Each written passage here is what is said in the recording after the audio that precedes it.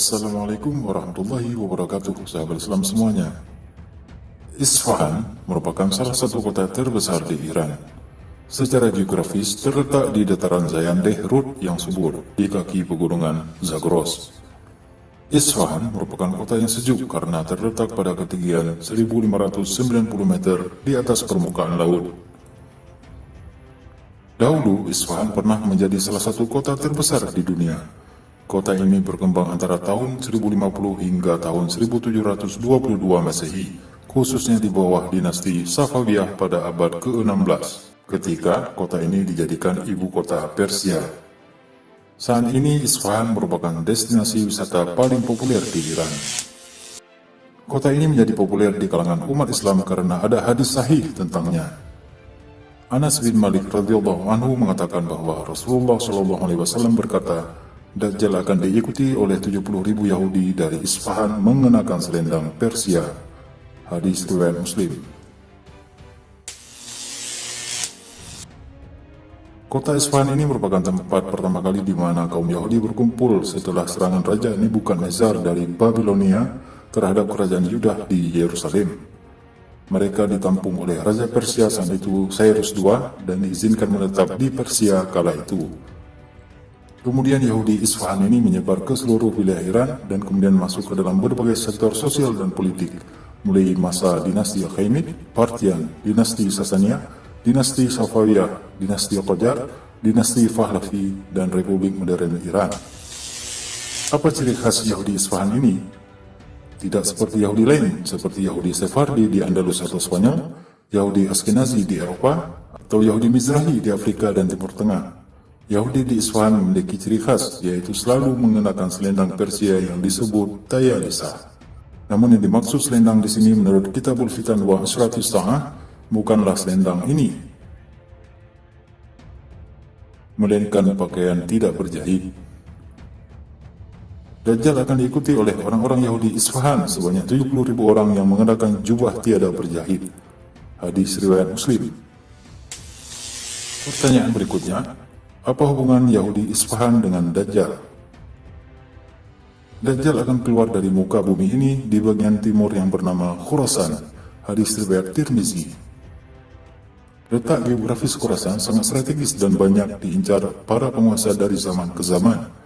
Pada masa dinasti Persia, Khurasan Raya meliputi wilayah sangat luas, meliputi kota Nishapur dan Tus, Iran, Herat, Balkh, Kabul, dan Ghazni, Afghanistan, Merv dan Sanjan, Turkmenistan, Samarkand dan Bukhara, Uzbekistan, Hujan dan Panjakel, Tajikistan, Balochistan, Pakistan, Afghanistan, dan Iran. Saat ini Khurasan merupakan nama provinsi di Iran bagian timur. Dari titik mana di antara wilayah Khurasan ini Dajjal keluar, belum ada yang mengetahuinya hingga kini. Namun yang pasti, berdasarkan hadis yang disebutkan sebelumnya, diketahui bahwa rombongan utama pengikut Dajjal adalah orang-orang Yahudi dari Isfahan. Lalu apa maksudnya kata mengikuti dalam hadis tersebut?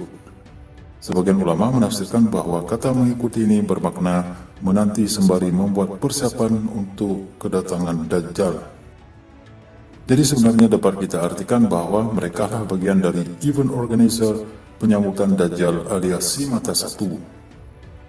Ibaratnya begini, jika Yahudi Ashkenazi atau Yahudi Eropa adalah penyelenggara utama, maka Yahudi Isfahan merupakan seksi khusus dalam bidang spiritual. Jika Yahudi Ashkenazi bertugas membentuk negara Zionis, maka Yahudi Isfahan khusus bertugas mengelola masalah akidah negara Zionis. Sebagaimana fakta menyebutkan bahwa mayoritas rabbi senior Yahudi dari awal terbentuknya negara Zionis hingga kini berasal dari Isfahan.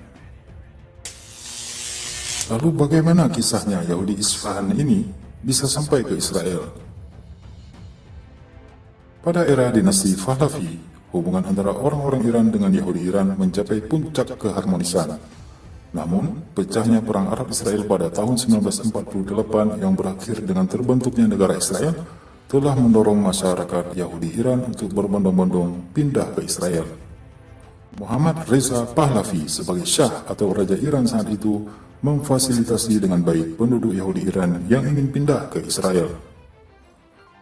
Nah, yang mengejutkan, Penelitian dari David Littman pada tahun 1979 menyebutkan bahwa sejak mulai bereksodusnya orang-orang Yahudi Iran ke Israel hingga tumbangnya dinasti Pahlavi, yaitu sepanjang tahun 1948 hingga tahun 1978, tercatat sebanyak 70.000 Yahudi Iran telah pindah ke Israel.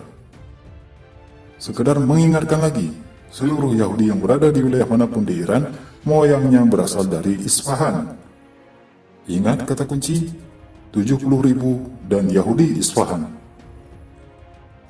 Sebagai informasi tambahan, Moshe Kasaf, Presiden Israel periode tahun 2000 hingga 2007, merupakan salah seorang Yahudi Isfahan yang dibawa orang tuanya pindah ke Israel pada awal terbentuknya negara Zionis tersebut. Apakah Yahudi Isfahan yang dimaksud adalah penduduk Israel keturunan Iran? Bukan seperti anggapan kita sama ini, yang menyatakan bahwa pasukan Dajjal adalah semacam pasukan perang yang berpedang. Karena faktanya, seluruh rabi senior Israel khususnya di masa itu adalah Yahudi dari Isfahan. Jadi, maksud hadis yang menyatakan bahwa Dajjal akan diikuti oleh 70.000 Yahudi Isfahan bukanlah dalam bentuk pasukan perang, namun berupa pakar-pakar agama Dajjal yang di kemudian hari mempersiapkan Yerusalem sebagai singgasana Al-Masih Dajjal. Informasi ini bisa saja tidak akurat 100%, namun kita dikaruniai akal oleh Allah Subhanahu wa Ta'ala untuk mengkaji dalil, referensi, dan realita di akhir zaman ini. Bukankah Rasulullah SAW sering menggunakan kiasan dalam hadis beliau, khususnya menyangkut nubuat kejadian di masa depan?